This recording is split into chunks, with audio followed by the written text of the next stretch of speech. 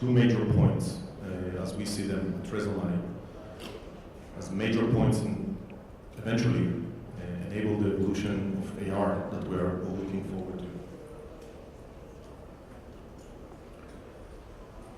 So in a few years, probably we'll have smart glasses. Nobody knows exactly how many years, 2, 3, 4, 5, my guess is good as yours. But I think it's a legit assumption to assert that eventually we'll have smart glasses. It looks as the reasonable device to be the next computation platform. And it's going to be a major shift in the way we're actually interacting with reality, how we define reality. And I want to address two major points there. One is, once we are not really having an intentional query as we have in the mobile phone. Mobile phone creates distinct separation between reality and between the digital information that is out there. And once we want to consume some of this digital information, we have an aware action of disconnecting ourselves from reality and consume this digital information through the smartphone. When we have those smart glasses on us, it will be totally different. Most of the information will be seamless, unintentional, will not have the query, will not even know where this experience or information is hidden in reality, where it's positioned in the real space. So basically, we'll walk around as you used to do. We still have skeleton and bodies, and wherever we look for, there probably be some kind of information that will push to our eyes. So there's a huge question regarding first, how this richness of experience will come to be. What are the preconditions to create such real worlds, let alone the names of it? Everybody invented his whole name about metaverses, multiverses, set forth, but eventually you need a huge amount of graphics, a huge amount of semantic understanding to generate this massive content. So a lot of companies are really focused on the device itself, huge challenges out there, of course. But who is going to be responsible to generate this information that will pull, as I said before, unintentionally to our eyes, walking as we used to. Second question is, how all this is going to be synchronized? So we know the importance of protocols, starting from the TCP/IP, moving forward to the HTTP, that eventually enable the web as we know it. The protocol was actually responsible to make sure that any type of device or technology will respect the protocol, enable intercommunication, and eventually growth and scale. But when we see how things are evolving, for example, in the telecommunication or IoT, we know all the problem of communication, different type of platforms, and the probability of the crosstalk between those. Now it's going to be exponentially bigger when we talk about multiple agents wearing AR devices, mobile devices, robotics, and all those IoT, all those agents that are still traveling in the same time-space curvature, but each one may be driven from a different platform, a different device, a different operating system. So how are we going to sync those? Two people sitting in the same place, maybe wearing different type of device, how they can sync in reality and getting the same information as default. So this synchronization is a major thing.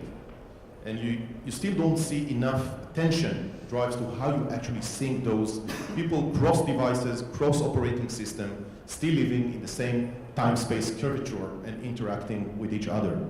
For me, one of the definition of reality is synchronization platform. We all have our inner worlds, our subjectivity. We have feelings, each one of you have some kind of thought stream, emotions, body sensation.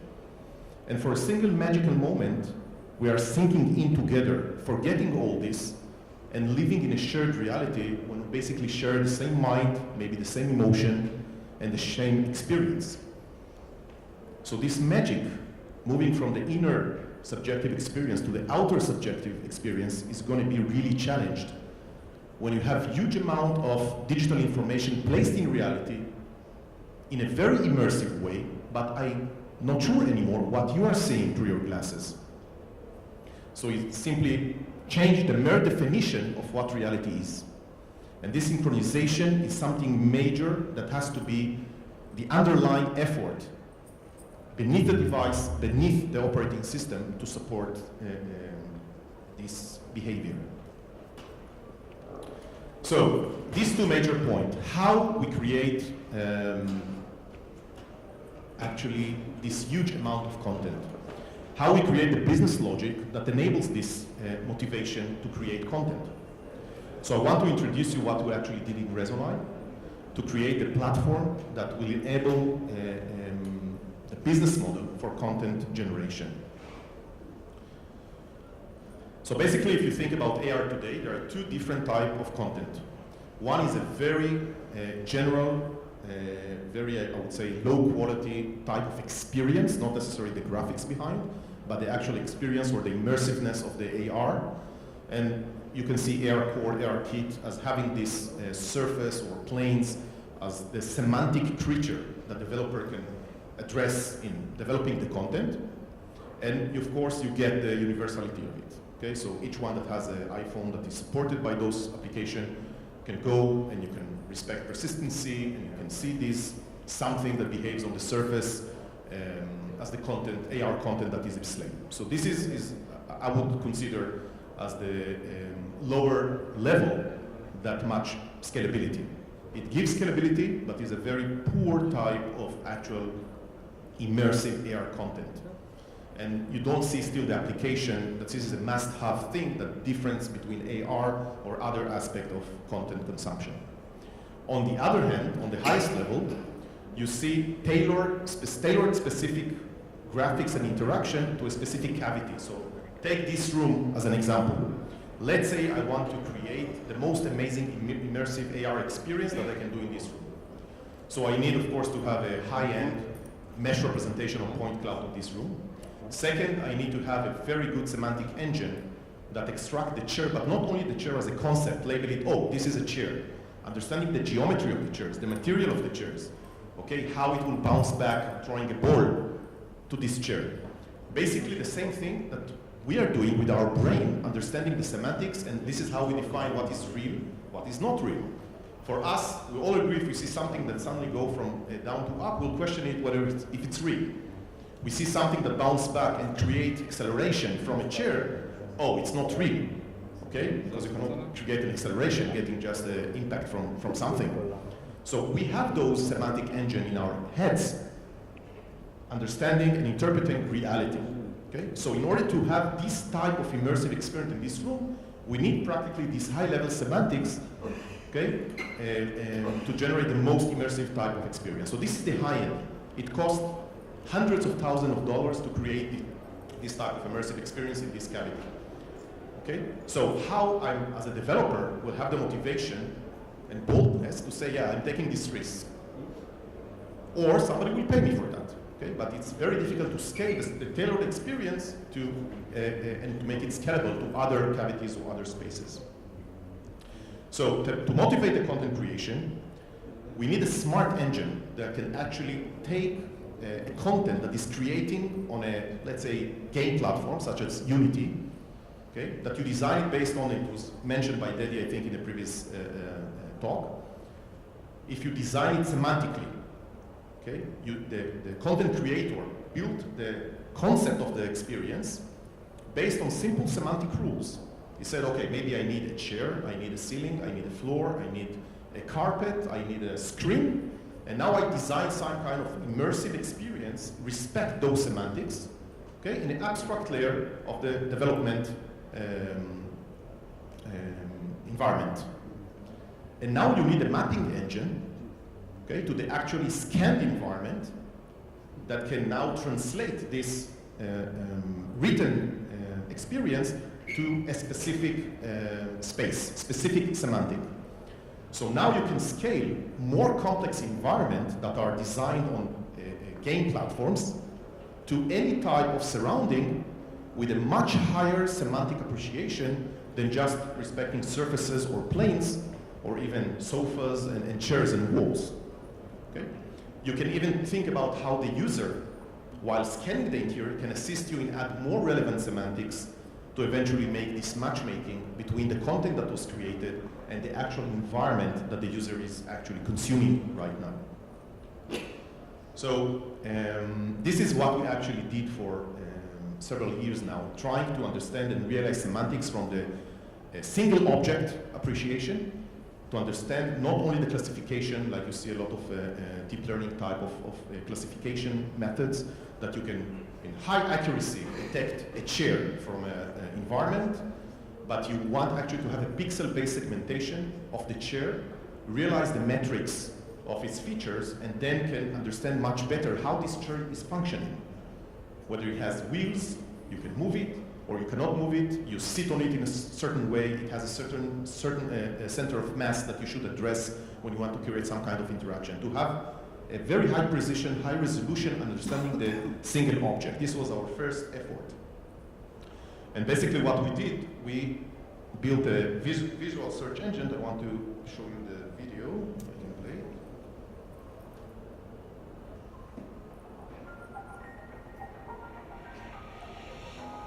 So this technology, basically, it's a plugin that works on the Unity editor platform that eventually enables user to find the exact object they want to use in their game development environment from millions of different objects, 3D objects.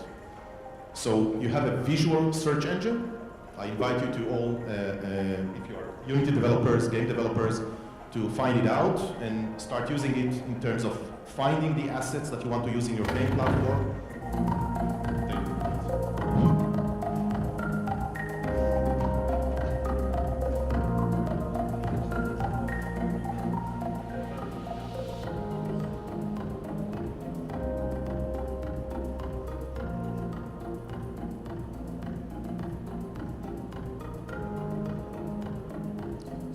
You probably got the point there. Again, having the very accurate metrics of a 3D shape and understanding the inner semantics of a 3D shape, its parts, and ability to create a much more accurate, from your imagination, to actual scene of the single 3D object. But this, of course, is not enough. This is dealing with CAD object, it's dealing with even scan object that you want to realize and match them within what you have in your repository. Currently, Unity holds something like 1 million different objects in the repository, and you will see that the search engine actually have a good metrics to find the exact match based on the desired object.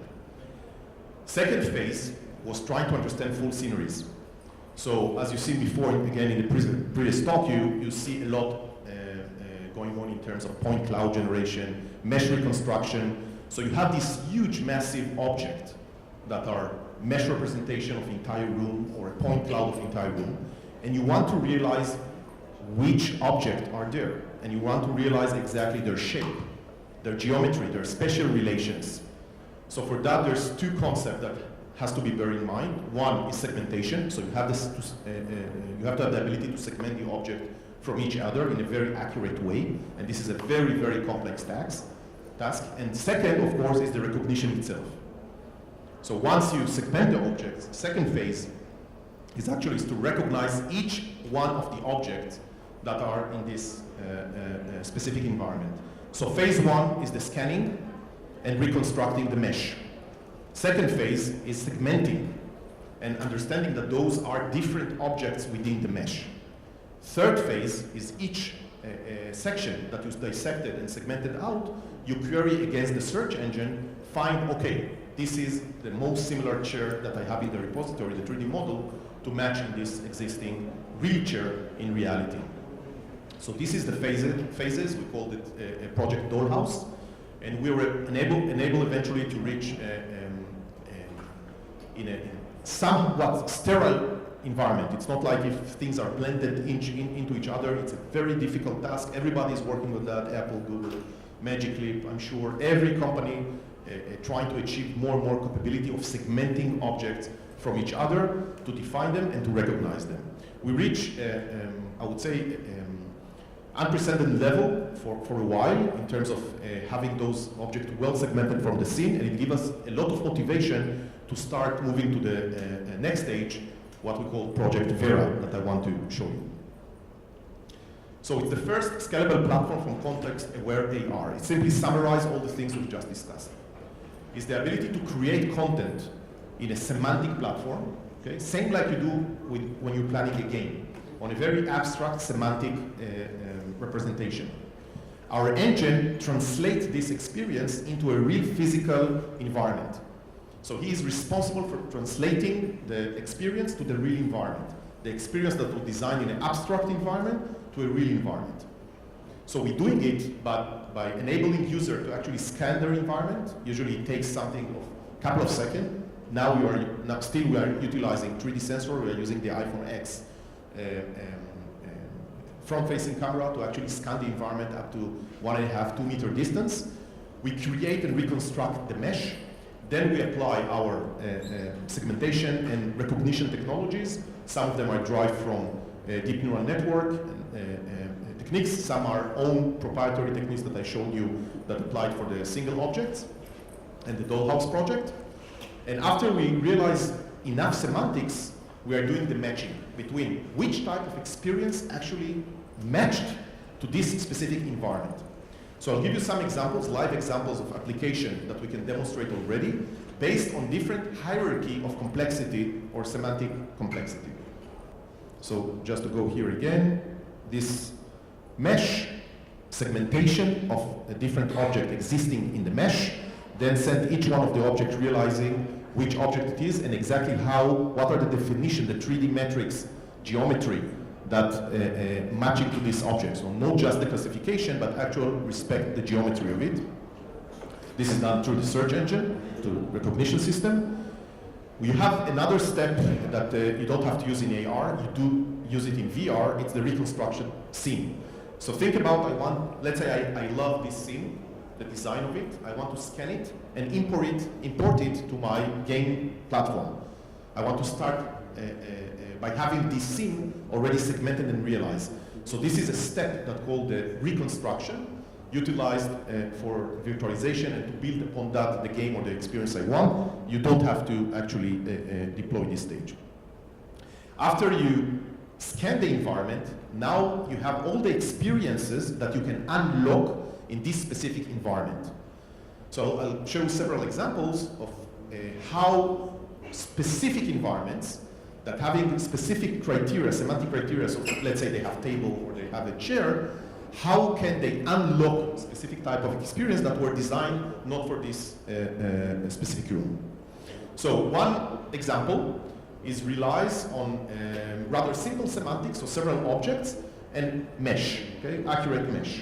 So it's a race car game, okay, that basically you scan your environment, you have those digital cars, and now you can play by augmenting initial beginning sign and then end sign, and you have to complete the route. You can play with each other, you can play with multiple car, and you want to see how the digital car actually interact with the physical environment that you have. So then you have all this physics, and you have to deploy the physics in as much as immersive way as possible.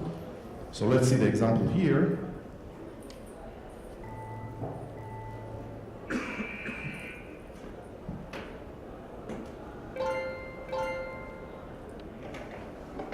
So of course you see the occlusions, the dynamic occlusion.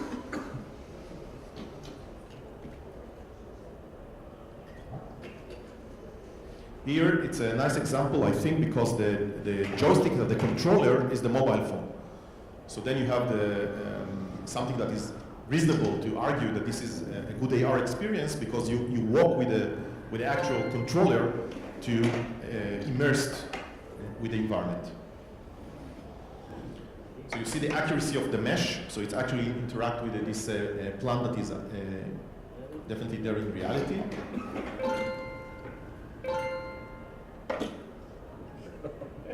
Now the beauty here that this game, of course, wasn't designed for this specific room. Okay, so each user now can scan any room, practically any room, and then this game will unlock itself. And it can play with this game, it can augment different signs, different digital experience that interacting with the car, but it will be very immersive based on the ability to extract an accurate mesh.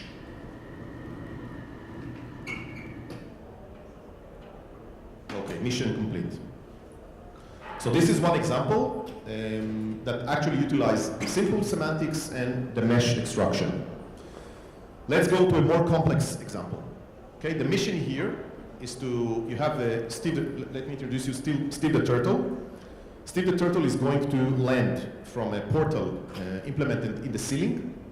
He is seeking for the closest chair that the portal will open above him. It will parachute himself down, sits on the chair, and then your task is to move him safely to enter to some kind of a screen, okay, in the room. So the experience requires the following semantics: ceiling, a chair, a keyboard, and a screen. That's it. So I, as a developer, say, okay, this is my preconditions. I want those objects. Of course, I can add queries like, if it's it can be a laptop, it can be a big screen, small screen, doesn't matter. If there is a screen or even a flat surface, satisfy the condition. So this is how the developer of the experience actually designed the experience on an abstract level. Now, when the user scans the room, and there is a match between those semantics, predefined semantics criteria, and the actual semantics of the room, the experience can unlock itself and play in the environment.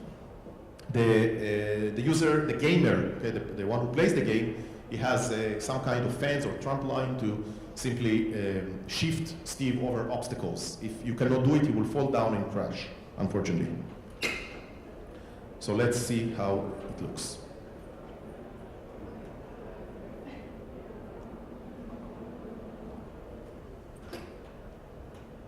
So you see, he recognized that this is a chair. He sits on the chair. Now the gamer just simply put fans or what was given to him in the specific game. And he shifts Steve. You try to escape the portal, just gravitate into it, and you complete the level. Now again, bear in mind, it's not about the graphics of this game. It's about the logic flow to create this content. You have a complex semantic interaction respecting ceiling, a chair. There's a special relation that the user, the developer of the game, doesn't have to respect or address at all. Okay? It can simply say, you need to cross those barriers. You cannot fall from that distance. If you fall from this height, you die. Okay? That's it. So the game can be coded in few sentences, and every environment that actually has those specific semantic features can actually unlock and play this game. So this is how you scale content creation to match actual environment. But you can do it in a more complex semantics involved to create more and more rich experiences for the users. Of course, using mobile devices and eventually use smart glasses. Okay? This is how you create a meaningful business model for developers to start playing with content and start think and use their imagination in creating the abstract semantic language of creating the content, and we will take care of matching it into the actual environment of the user. This is another example. In this case, it's how you create the content for design purposes. Again, respect the semantics of the environment. So you realize this is a sofa, and automatically you have a catalog or you have a bunch of objects that actually match sofa in a specific special relations to it, and they can be displayed to the user again via the mobile phone already or via the smart glasses eventually.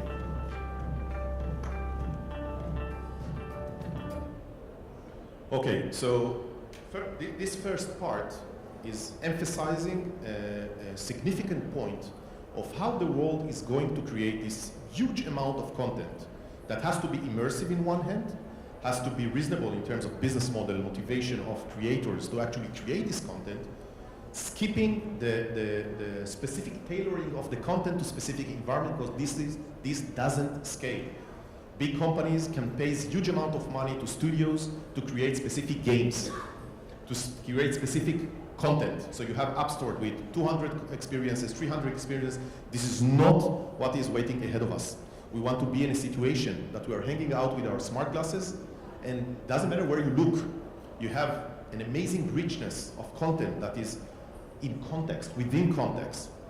And it's immersive, respect, and giving us more information regarding our environment, how to interact with it in a much richer way. So this was the first part of how we view the way to scale it up. Second part, I have something like over time in 3 or 4 minutes, so I'll do it as a brain teaser. Second part for me is even more profound, is how eventually you are going to sync all these experiences cross devices, cross platforms, and cross all those different agents that we're talking about in the coming coming years. And how we can give back reality after we inserted those digital consumption capabilities like in smartphone, how you give back reality the power to sync us in, the power to sync us within context. And this is, I call it the default stream. The default stream means that we have to have, that was rude.